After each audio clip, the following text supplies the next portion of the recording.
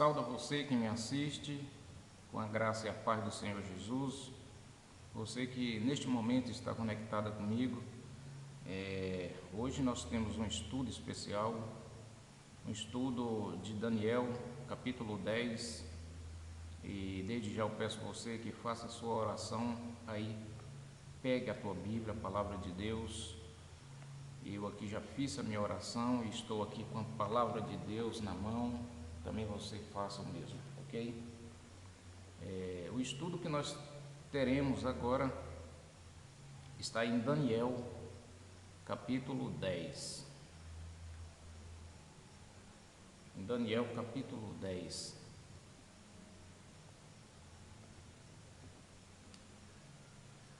O livro de Daniel são livros de profecias, né?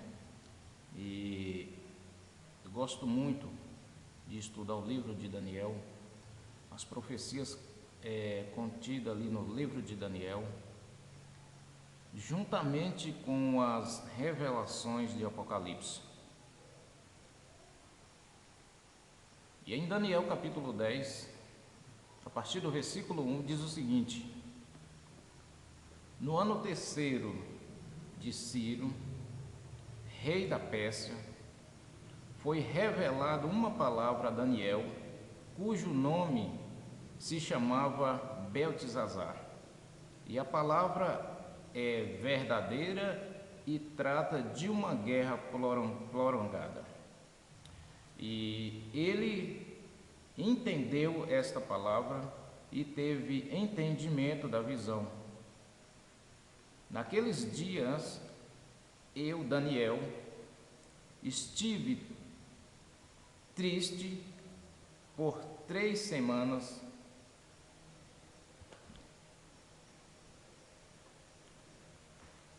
Por 3 semanas completas, manjares desejáveis, não comi, nem carne, nem vinho entraram na minha boca, nem me ungi com unguento, até que se completasse as 3 semanas.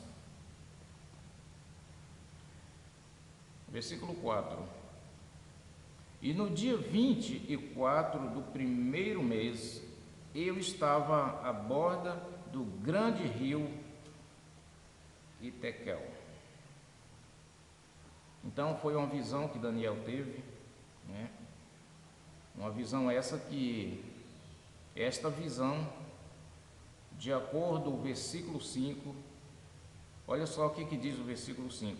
E levantei os meus olhos e olhei e vi um homem vestido de linho e os seus lombos cingidos com ouro fino de Ufaz.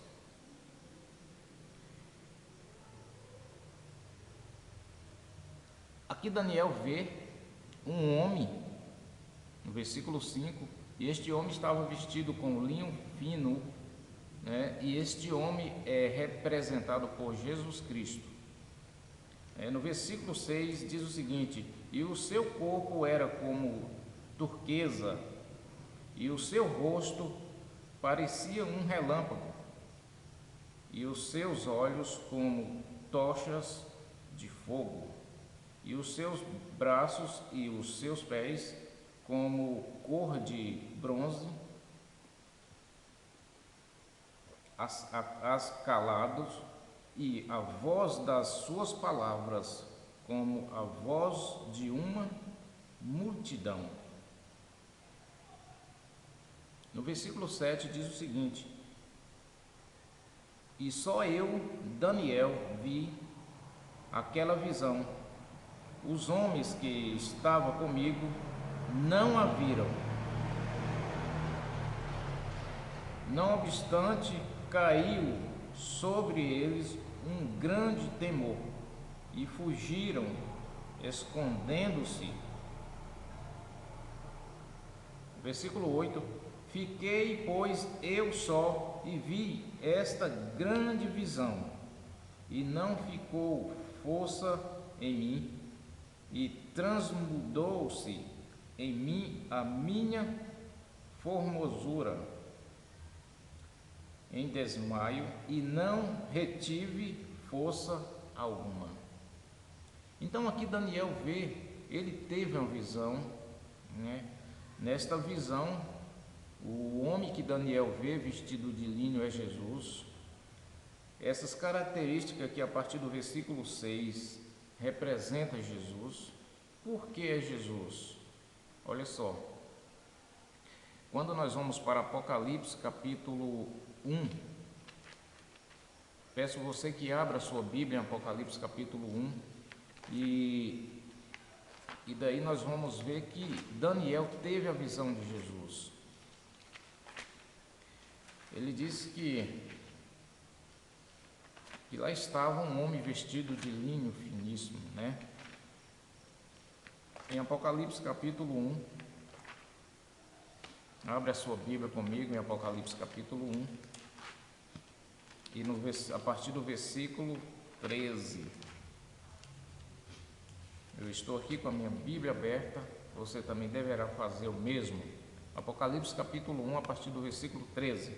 No versículo 13 diz o seguinte: e no meio dos 7 castiçais, um semelhante ao filho do homem, vestido até aos pés de uma veste comprida e cingido pelo peito com um cinto de ouro. Então, aqui uma das características nós já estamos vendo que é Jesus. Há uma diferença aqui nesta visão de João, aqui em Apocalipse, capítulo 1, versículo 13, pela visão de Daniel, quando vê Jesus vestido de linho finíssimo. Nós estamos aqui falando de Jesus no versículo 13 do capítulo 1 de Apocalipse. João, quando vê Jesus, ele estava vendo Jesus ali no lugar santo, né? Jesus estava com a roupa comprida, ou seja, em algumas Bíblias fala roupa talares, né? Roupa colorida, né? Cingida no peito, ou seja, roupa coloridas. Jesus estava ali no lugar santo, como se Jesus, como sacerdote aqui no santuário terrestre, ele ficava no lugar santo, ali ministrando ali no lugar santo. A diferença é que Daniel tem a visão de Jesus revestido com uma roupa de linho, né? Eu vou te mostrar o que significa essa roupa de linho. E no versículo 14 ainda do capítulo 1 de Apocalipse diz o seguinte: e a sua cabeça e cabelos eram brancos como lã branca, como a neve, e os olhos como chama de fogo. Olha só, a mesma coisinha que Daniel falou ali, a partir do versículo 6 do capítulo 10 de Daniel. Ou seja, Daniel ali ele vê Jesus, Daniel ali tem a visão de Jesus, né? Mas qual é a diferença de João aqui ver Jesus e a diferença de Daniel ver Jesus? Bom, a diferença de Daniel ver Jesus aqui no capítulo 10 de Daniel é que Daniel, 600 anos ou 500 anos, aproximadamente 600 anos por aí, antes de Cristo, Daniel tem a visão de Cristo. Mas a visão que Daniel tem de Cristo é uma visão após 1844. Interessante, né? 500 anos antes de Cristo, Daniel já teve a visão de Cristo após 1844. Ou seja, foi levado para o tempo do fim. Talvez você deve estar dizendo, mas pastor, como é isso? Como que ele teve essa visão após 1844? Bom, interessante é que, de acordo a visão, a revelação de João no Apocalipse capítulo 1, a partir do versículo 13, João tem a visão de Jesus ali a partir do ano 31, quando Jesus estava ministrando no lugar santo, né? Ministrando no lugar santo como sacerdote ali do santuário celestial. E a partir do ano 31, quando Jesus foi em rumo aos céus, ele foi diretamente para o lugar santo e ali ele ficou até 1844, ou seja, ministrando ali no lugar santo. A partir de 1844, Jesus ele troca de vestes. As suas vestes agora é veste de justiça. Ele agora vai julgar, né? E aí ele usa a roupa de linho finíssimo, como diz a palavra. Então, todas as vezes que você vê Jesus aqui na palavra falando que ele estava com linho, vestido de linho finíssimo, isso leva para um tempo após 1844.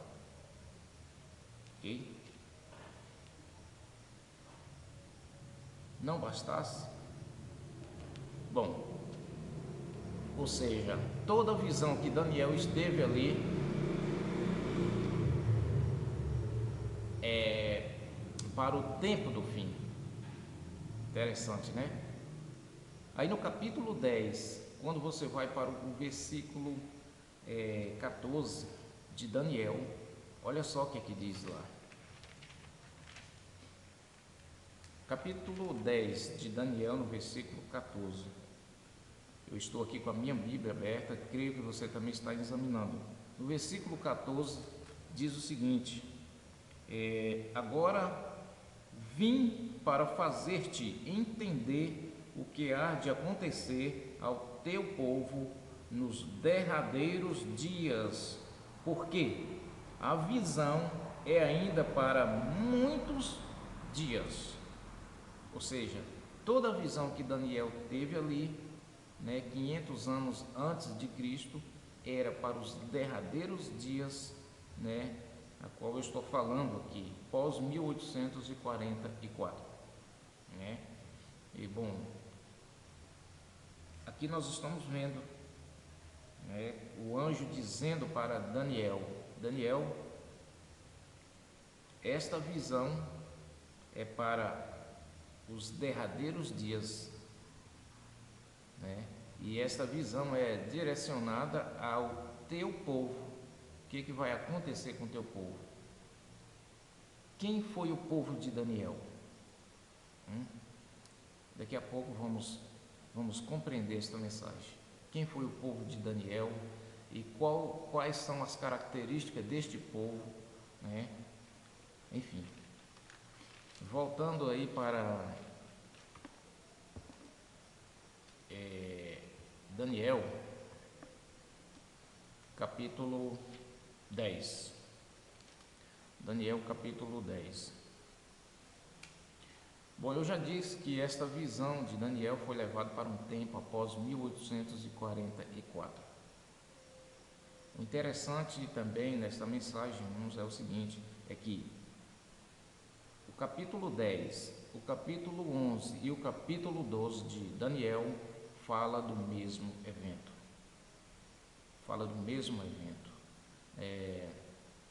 Eu creio que você sabe que a Bíblia, a palavra, né, não foi escrita por capítulos, né, versículos, depois que foi criando formas, ou seja, de capítulos em capítulos, versos por versos também. E esta mensagem do capítulo 10 de Daniel fala do mesmo evento que está no capítulo 11 e também no mesmo evento que está no capítulo 12. Bom, mas aqui ele tem uma visão, né? E esta visão, já vimos aqui que foi revelada esta visão a Daniel para um tempo após 1844.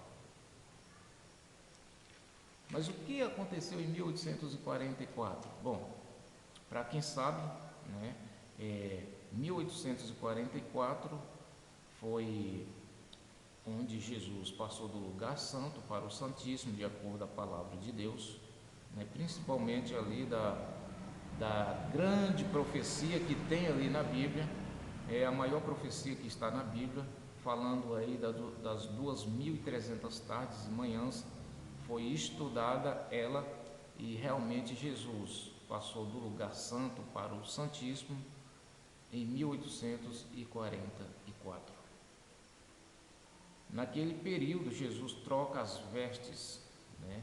Ele veste o linho finíssimo, ou seja, em Apocalipse capítulo 19, abre lá comigo, e lá diz o que significa essa roupa, esse vestuário de linho finíssimo. Abre comigo em Apocalipse capítulo 19. Apocalipse capítulo 19. Eu estou aqui abrindo a minha Bíblia. Você também deverá abrir a sua palavra de Deus para estudarmos juntos. Apocalipse 19, o versículo é 8. Olha só o que diz lá. No versículo 8 diz assim: E foi-lhe dada que se vestisse de linho fino, puro e resplandecente, porque o linho fino são as justiças dos santos. Ou seja, o vestuário de linho finíssimo representa vestuário de justiça. Bom, a partir dali, Jesus, que usava a roupa de sacerdote, a roupa colorida, talhares, né, cingira no peito, coloridas, enfim, ele agora troca por a roupa de justiça.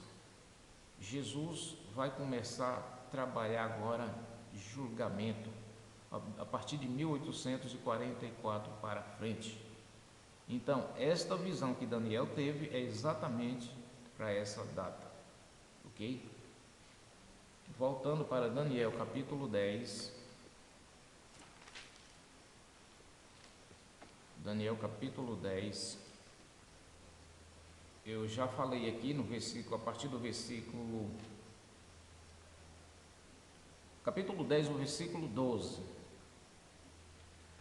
O versículo 12 diz assim: Então me disse: Não temas, Daniel, porque desde o princípio, desde o primeiro dia em que aplicaste o teu coração a compreender e humilhar-te perante o teu Deus, são ouvidas as tuas palavras, e eu vim por causa das tuas palavras. Um ponto principal aqui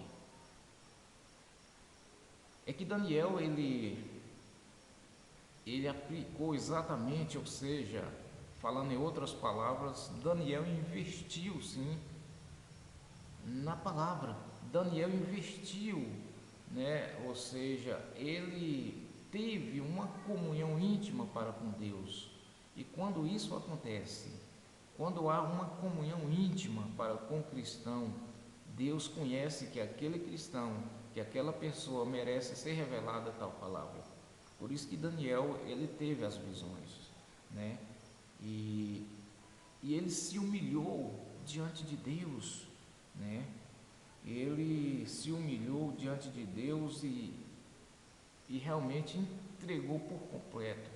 Por isso que Deus deu sim vamos dizer, este privilégio de Daniel ter essas revelações. Isso acontece também com o cristão. Entrega a tua vida por inteiro, né, nas mãos de Deus. Deixa Ele te guiar. E aí Ele vai te revelar sim a palavra dele para você. Ok?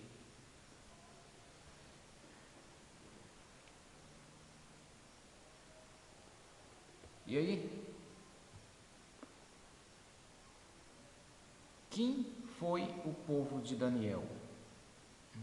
Voltando aí ao versículo, ou melhor, vamos aí para o versículo 14 do capítulo 10. Agora vim para fazer-te entender o que há de acontecer ao teu povo nos derradeiros dias, porque a visão é ainda para muitos dias. Então veja, o anjo aproximou de Daniel e disse assim: eu vim, Daniel, te fazer você entender esta visão. Esta visão vai direcionada sim exatamente para o teu povo nos últimos dias. Quem era o povo de Daniel?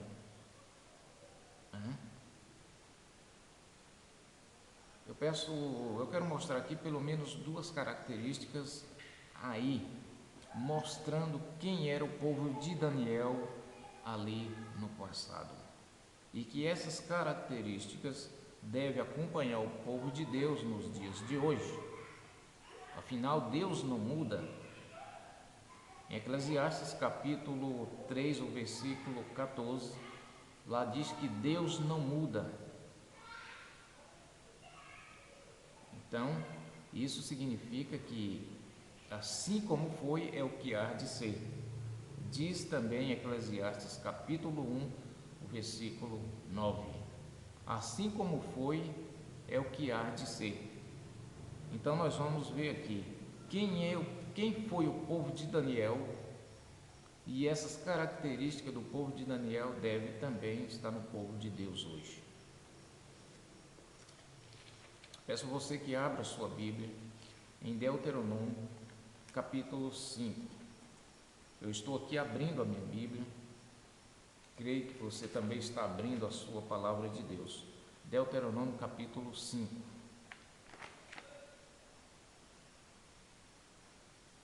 E lá diz o seguinte, no versículo 15, capítulo 5 de Deuteronômio, no versículo 15, ali há uma característica do povo de Deus. No versículo 15 diz assim: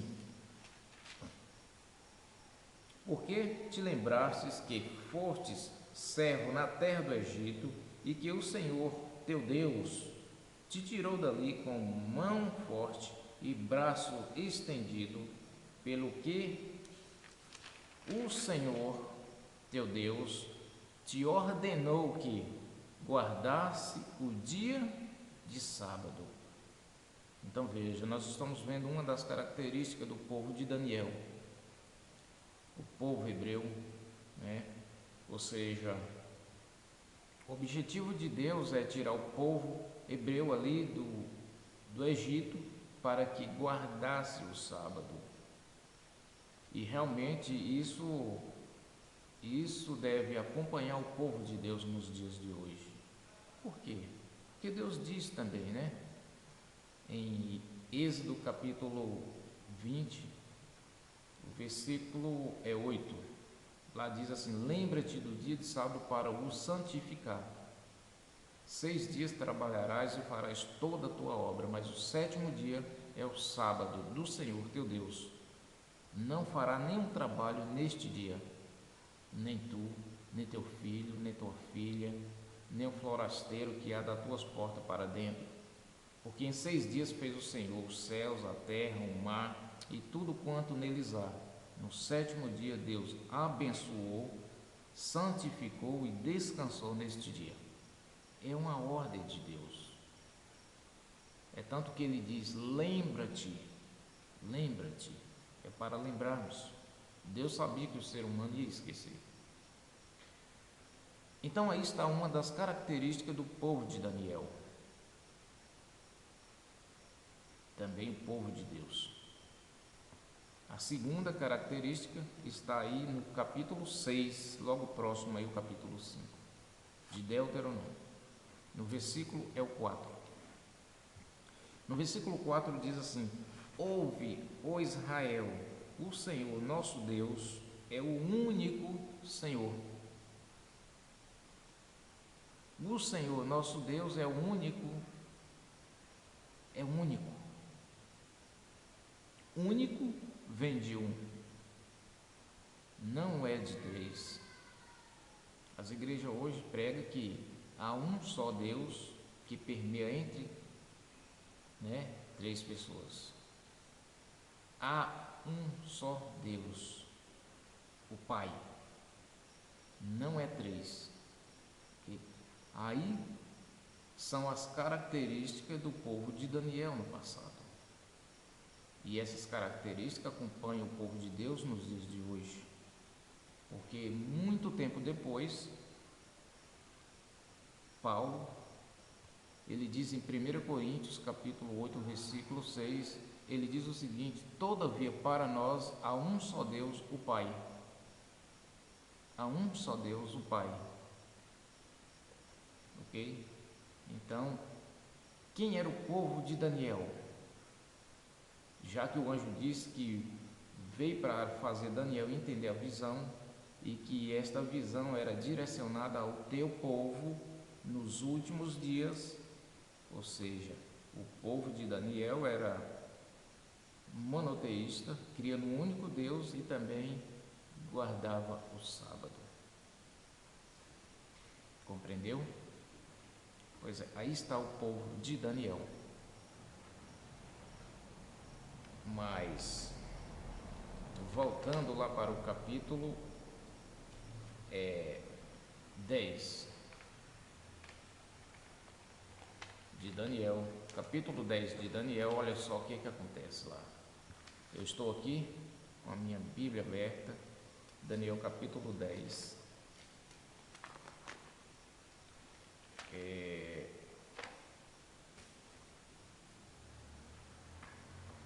Ainda no versículo 1, interessante que aqui fala de uma coisa muito interessante, porque aqui diz o seguinte: fala dos persas, os medos e os persas, mas o que os medos e os persas têm a ver com o povo de Deus nos últimos dias? No versículo 1 diz: no ano terceiro de Círio, rei da Pérsia, foi revelada uma palavra a Daniel. Então veja, quem foi os medos e os persas? Quem foi os medos e os persas? E por que vem os medos e os persas no contexto do povo de Deus aqui nos últimos dias? Já que está falando de nação antiga, nação antiga, e por que é representado aqui no contexto do povo de Deus? Interessante que quando Daniel teve a visão, diz a palavra de Deus, que foi no terceiro reinado de Ciro, ou seja, o Medo, o rei da Pérsia, os medos e os persas. Interessante que, voltando aqui para o contexto do povo de Deus,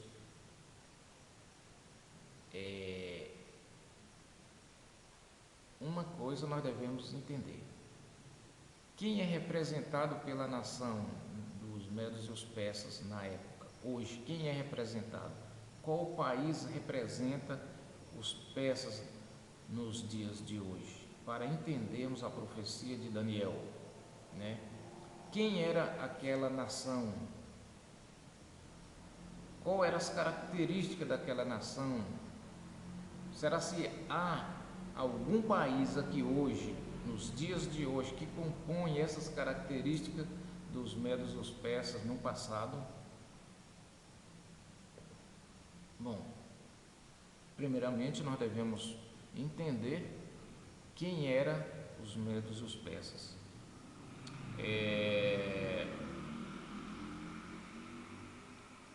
Uma coisa nós conseguimos entender, ou melhor, mais de uma.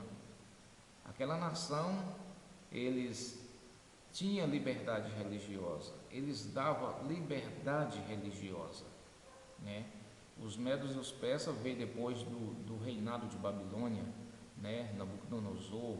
Quem foi Nabucodonosor? O rei Nabucodonosor foi aquele que construiu uma estátua, né, muito alta, né, uma imagem de ouro, e decretou para que todos adorassem aquela imagem de ouro. E diz Daniel capítulo 3, abra comigo. Eu estou abrindo aqui a minha Bíblia. Abre a sua palavra de Deus aí também.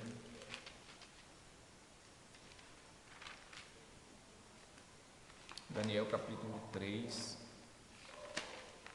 Está bem próximo aí.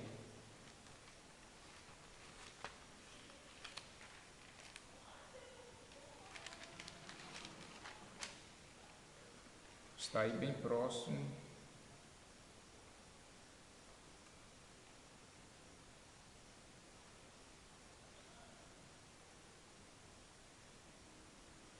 No versículo 2, ali do capítulo 3, diz que Daniel fez uma grande estátua, né, e convidou a todos, ou seja, chamou a todos para que adorasse, para que consagrasse, para que homenageasse aquela estátua de ouro, aquela imagem de ouro feita por Daniel, por Nabucodonosor, melhor dizendo.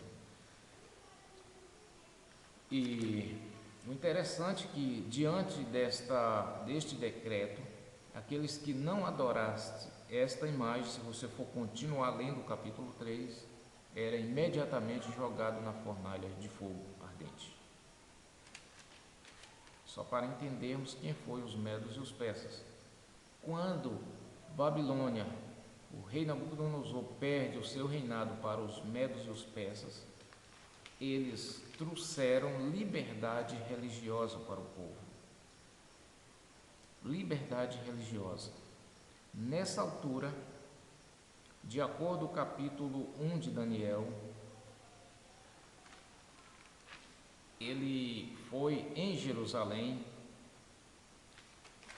e trouxe de lá os judeus, os hebreus, para que fosse a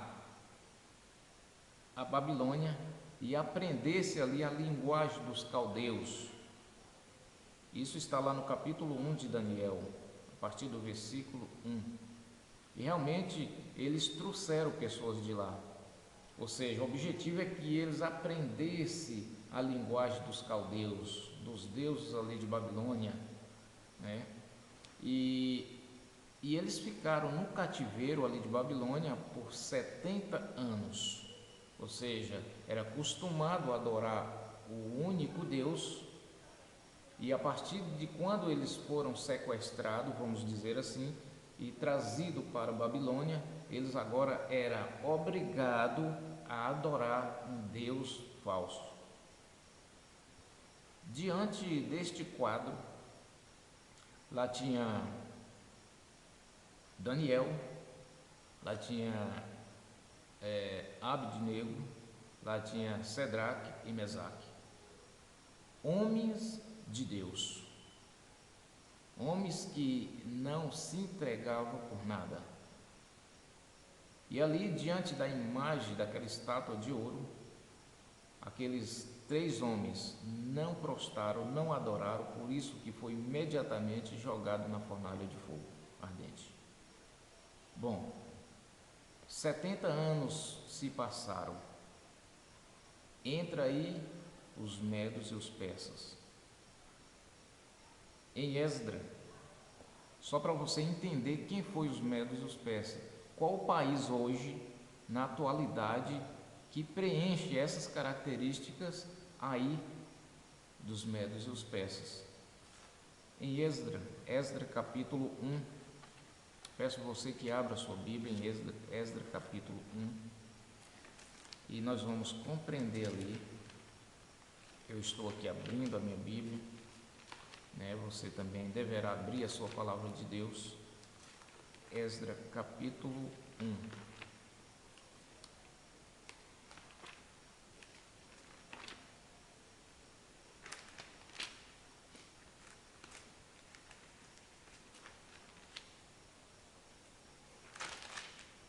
No capítulo 1 de Êxodo, a partir do versículo 1, diz assim: No primeiro ano de Ciro, rei da Pérsia, para que se cumprisse a palavra do Senhor por boca de Jeremias, despertou o Senhor o espírito de Ciro, rei da Pérsia, rei da Pérsia, o qual fez passar pregão por todo o seu reino, como também por escrito, dizendo: Assim diz Ciro, rei da Pérsia: o Senhor Deus dos céus deu todos os reinos da terra, e ele me encarregou de lhe edificar uma casa em Jerusalém,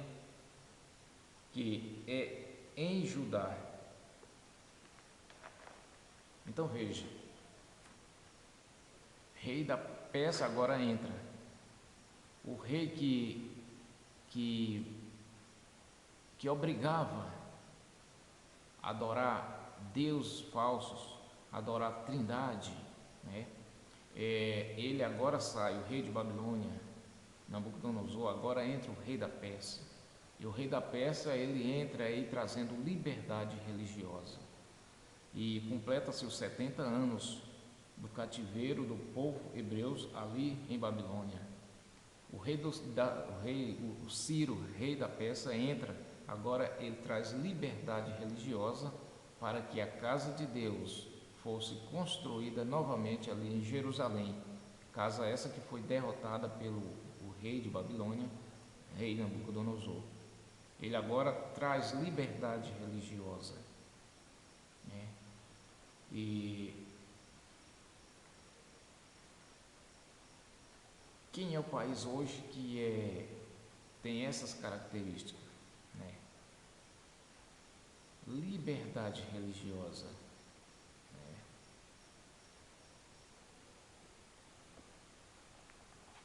Lembrando que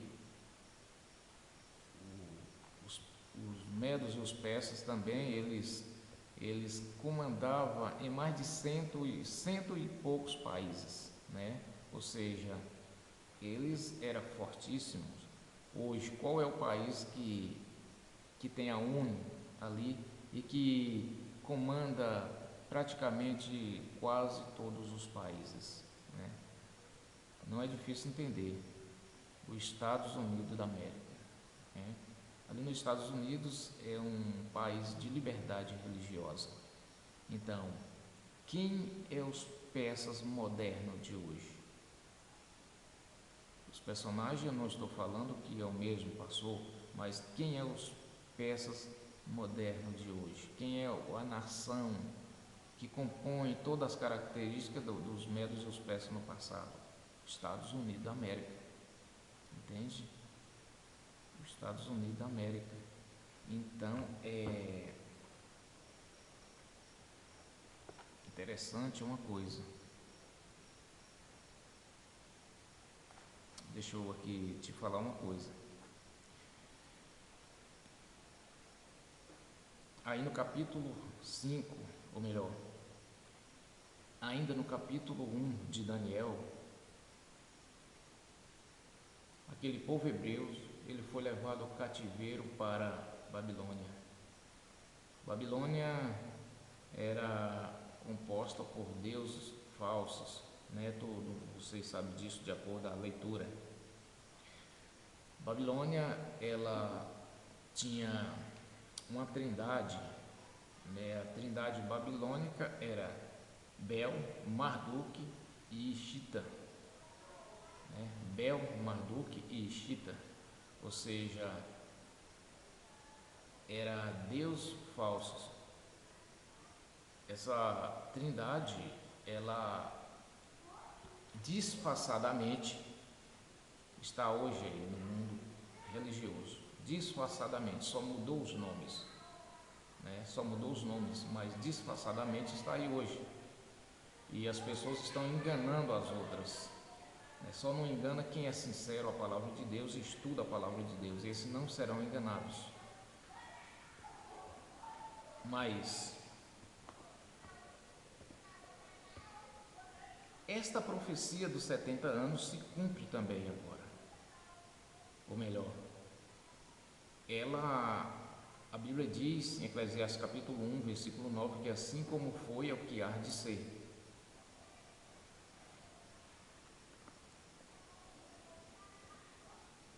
Povo adventista do sétimo dia, ela foi instituída realmente uma igreja para pregar a verdade.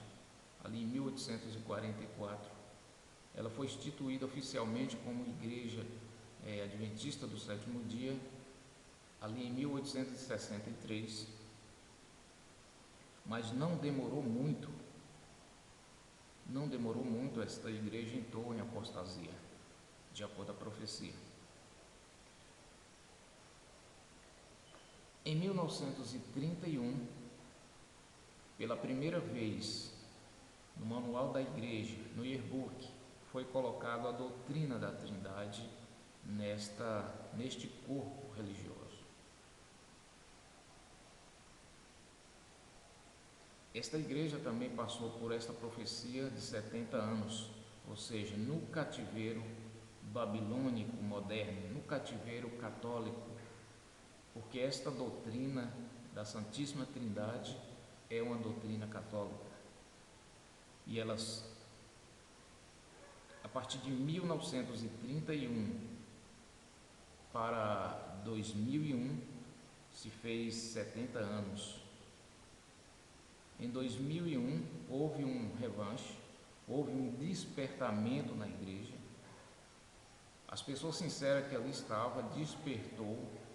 Não foi somente em nenhum lugar, nenhuma cidade, nenhum país, mas em todos os países houve esse despertamento. O povo de Deus realmente disse: não existe uma trindade na palavra de Deus, então saíram. Alguns foram expulsos da igreja, outros saíram, viu que não estava correto e saíram. Isso aconteceu também, realmente, assim como aconteceu no povo passado, no povo de Daniel, naquele povo que guarda os mandamentos de Deus, inclusive o sábado, e também monoteísta, que crê no único Deus verdadeiro. E isso aconteceu. Em 2001, houve esse despertamento. Quem sabe disso, vai entender o que eu estou falando. Houve um despertamento e toda a igreja ela se reavivou, os sinceros que realmente estavam se afastaram, saíram de lá, porque não existe uma trindade. E aí está o povo de Deus, e aqui está o povo de Deus, pregando as profecias. As profecias é algo que há de acontecer, não aquilo que já passou. O povo de Deus prega as profecias, como a Bíblia diz. Irou-se o dragão, Apocalipse capítulo 12, versículo 17. Irou-se o dragão contra a mulher e foi pelejar contra os restantes da sua descendência, os que guardam os mandamentos de Deus, todos os 10 mandamentos ali de Êxodo capítulo 20, não pisando no primeiro mandamento, porque lá diz: não terás outros deuses diante de mim. Esse "mim" é no singular, direcionado para uma só pessoa, que é Deus. E o resto do verso diz assim: e tenho testemunho de Jesus. Ou seja, o dragão está irado. O dragão é a serpente, que se chama diabo, de acordo com o versículo 9 do capítulo 12 de Apocalipse. Está irado contra um povo que guarda todos os 10 mandamentos e tem o testemunho de Jesus. O testemunho de Jesus, de acordo com Apocalipse capítulo 19, o versículo 10, é o espírito da profecia. A igreja de Deus prega as profecias. A igreja de Deus não pode ficar patinando num só lugar, dizendo que as profecias foi a partir de 1844 para trás. Não, a Igreja de Deus, ela prega as profecias. Porque a Bíblia diz lá em Provérbios que a vereda do justo é como a luz da aurora, que vem brilhando pouco a pouco. Ou seja, as profecias é progressiva. E a igreja que está pregando as profecias, a igreja que Deus deu esta tarefa, esta missão, é a igreja Advertência Final. Ministério Quarto Anjo, Advertência Final. Esta igreja, ela tem compromisso de pregar as últimas mensagens deixadas por Deus nesses últimos dias. As 3 mensagens angélicas.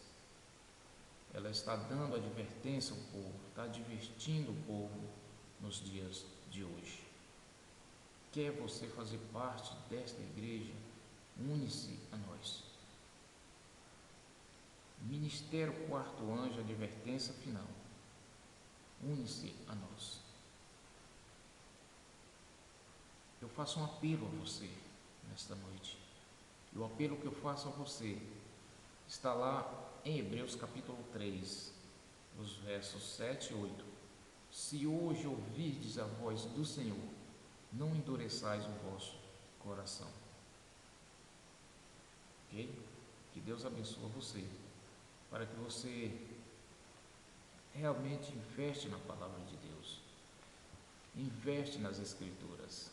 Jesus diz: examinai as Escrituras. Então, que Deus abençoe você e até a próxima.